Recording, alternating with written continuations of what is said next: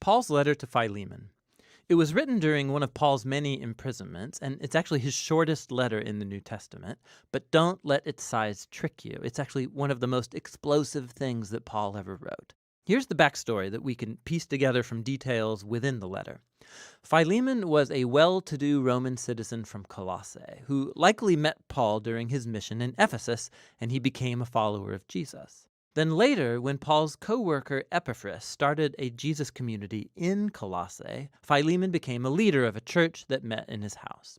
Now, Philemon, like all household patriarchs in the Roman world, owned slaves, one of whom was named Onesimus. And at some point, these two had a serious conflict. Onesimus wronged Philemon in some way. Maybe it was theft, or maybe he cheated him. We don't exactly know.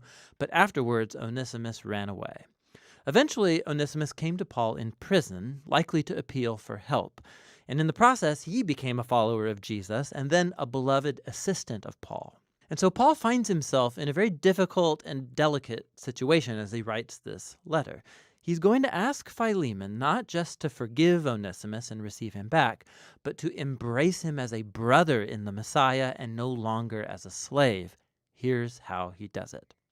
Paul opens with a prayer, first praising Philemon and thanking God for the love and faithfulness he's shown to Jesus, to his people. And he then paves the way for his request with this line: I pray that the partnership that springs from your faith may effectively lead you to recognize all the good things at work in us, leading us into the Messiah. Now, a key word here is partnership, or in Greek, koinonia. It means sharing or mutual participation. It's when two or more people receive something together and share in it, becoming partners. Paul's saying that faithfulness to Jesus means recognizing that all of his followers are equal partners who share together in the gift of God's love and grace.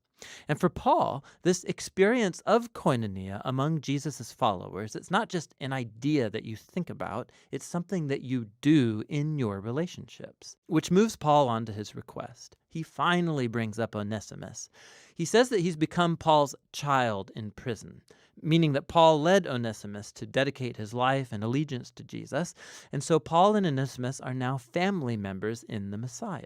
He's been serving Paul faithfully in prison, and even though Paul wants to keep him around, he knows that this unresolved conflict with Philemon has to be reconciled if they say that they're followers of Jesus.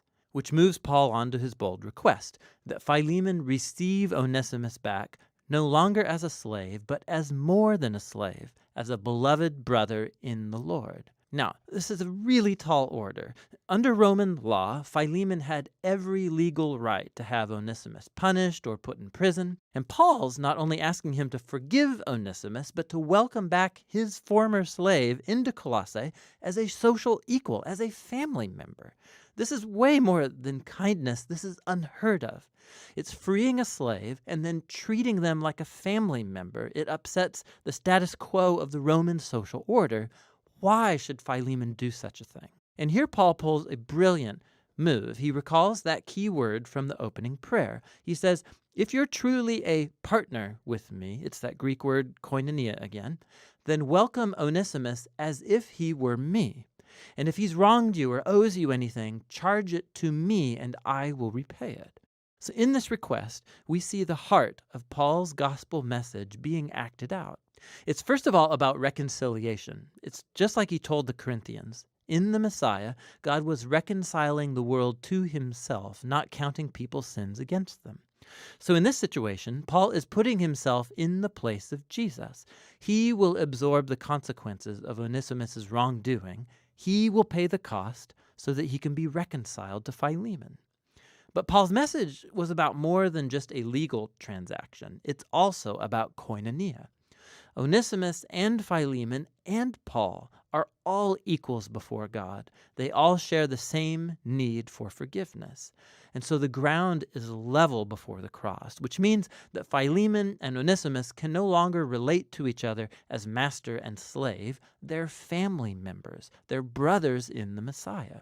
Or as Paul told Philemon and the whole church of Colossae, in God's new family, people are not Greek or Jewish or circumcised or uncircumcised or foreigners or uncivilized or slave or free. but the Messiah is all and is in all people. Paul closes the letter stating his confidence that Philemon will do even more than Paul's requested, and he asks him to prepare a guest room because he wants to visit as soon as he gets out of prison. And then with some final greetings, Paul ends the letter. Paul's letter to Philemon is powerful for many reasons. It's the only letter where Paul doesn't explicitly mention Jesus' death or resurrection, and this is not an oversight. He doesn't need to explain the cross with words because he's demonstrating it through his actions. Paul's embodying here the meaning of the cross. He has made himself the place through which Onesimus and Philemon are reconciled to God and then to each other. This letter also shows us that the implications of the good news about Jesus, they are extremely personal and never private. The fact that Philemon and Onesimus are now brothers in the Messiah, it makes their master-slave relationship totally irrelevant.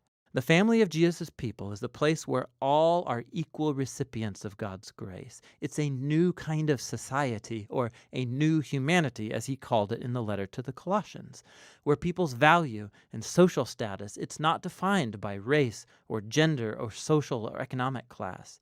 In the Messiah, there are simply new humans who are equal partners, who share together in God's healing mercy through Jesus. And that's what Paul's letter to Philemon is all about.